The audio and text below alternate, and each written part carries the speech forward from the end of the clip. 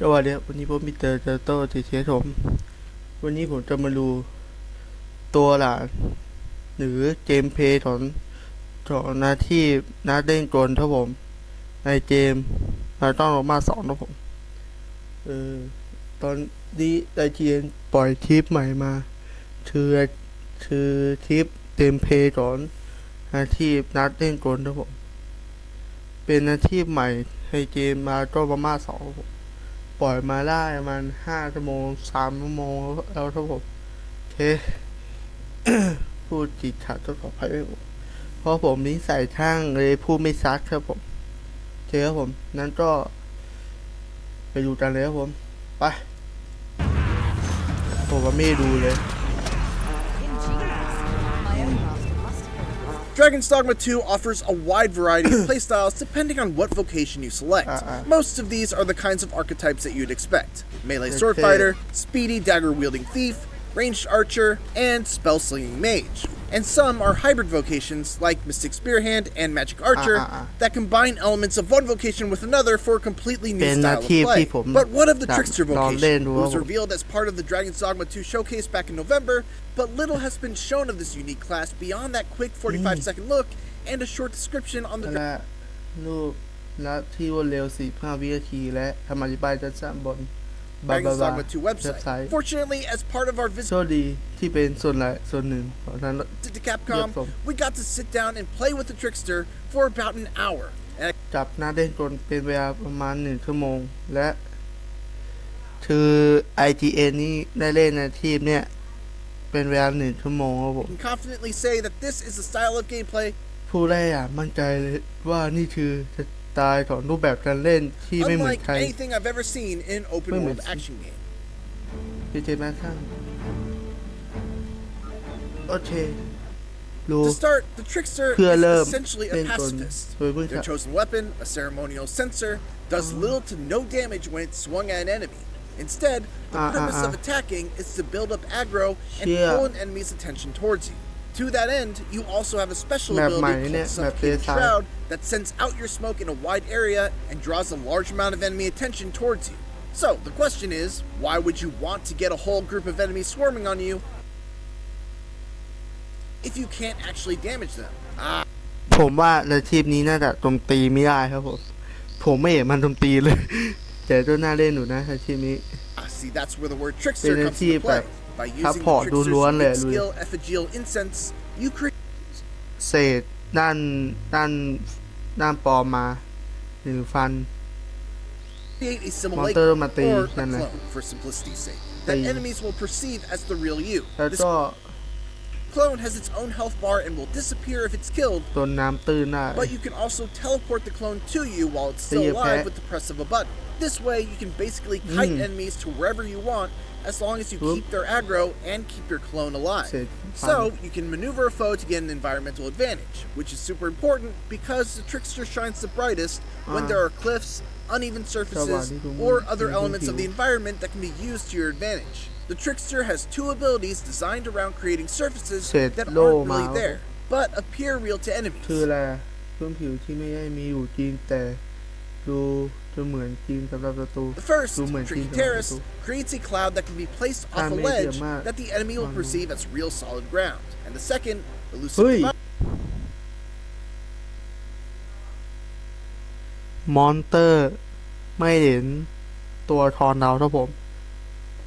เพราะว่าเศษฟันประตูกระแพงนี่ไว้มอนเตอร์จะมองไม่เห็นจะที่เป็นตัวแบบ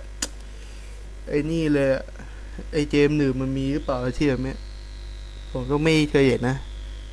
เจ๋จะมา2 Spider will create a wall of smoke that you can see through,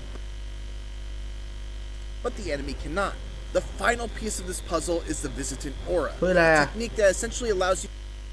เฮียเนี่ยเฮียดิวจิตสัมผัสไหมเนี่ยเฮียเฮ้ยถอดจิตได้ปะเฮียถอดจิต to make an astral projection, they can freely move around to scout the landscape for as ทำ long ไม as เขาเรียกว่าภาพบนดาว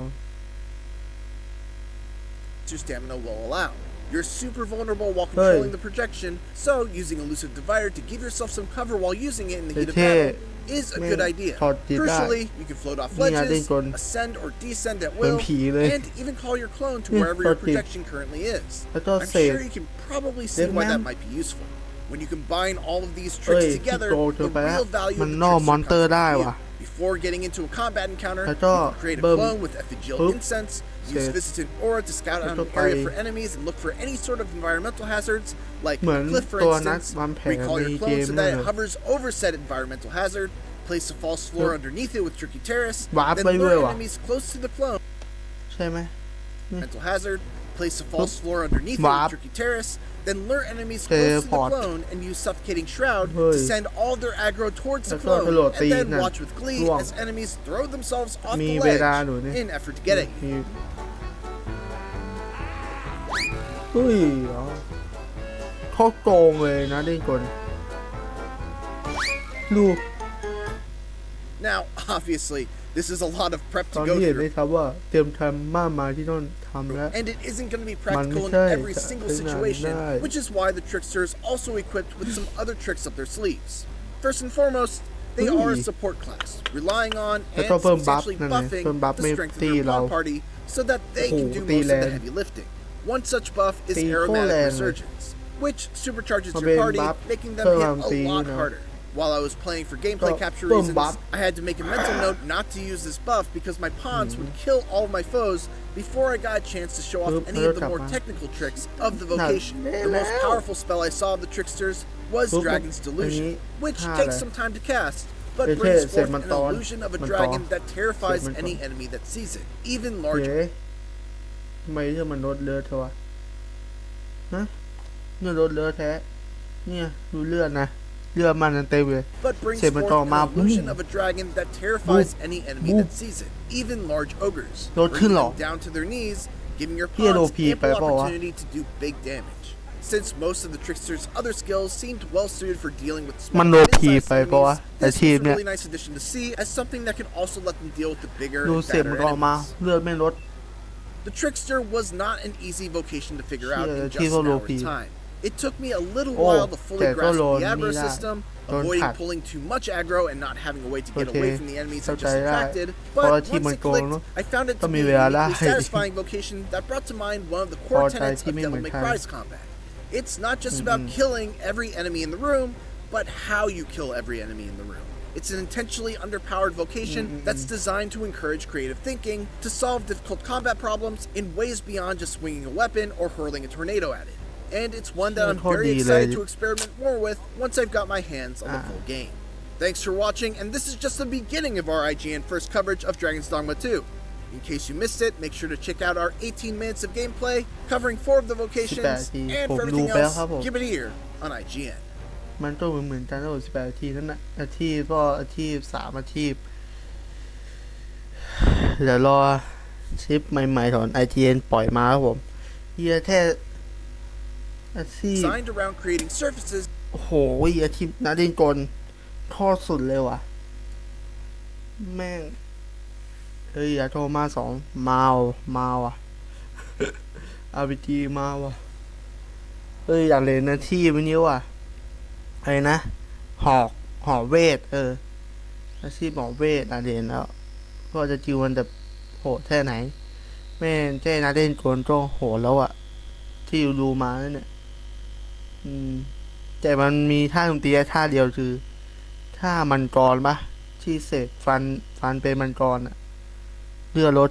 ขึ้นหลอดนะครับที่เหลือจิวก็เป็นว่าจิวทับพอร์ตหมดเลยมีจิวจอดจิตว้าวเลยเจ๊ครับผมผมขอตัวลาไปก่อนครับผมเจียวเจนเอาไว้จะมาบาย